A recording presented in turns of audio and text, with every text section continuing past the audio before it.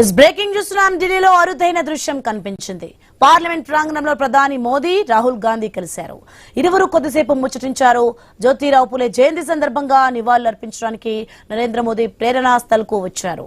అదే సమయంలో కాంగ్రెస్ ఎంపీ అగ్రనేత రాహుల్ గాంధీ అక్కడే ఉన్నారు. పూలేకు నివాళులర్పించిన అనంతరం మోదీ కాసేపు రాహుల్ తో మాట్లాడారు. ఇరువురు మాట్లాడుతున్న దృశ్యం సోషల్ మీడియాలో వైరల్ అవుతోంది.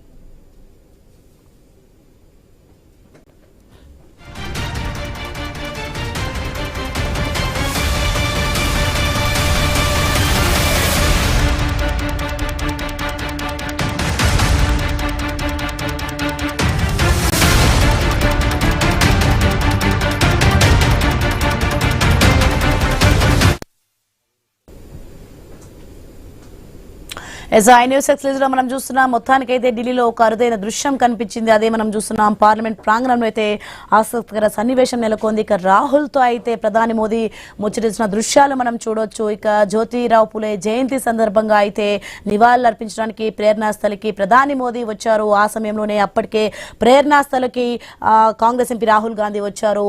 ఈ సందర్భంగా అయితే ఇద్దరు కూడా మాట్లాడుకున్న దృశ్యాలు అయితే మనం చూస్తున్నాం. ఇక అనంతరం రాహుల్ తో అయితే కాసేపు ముచ్చటించారు ప్రధాని మోదీ.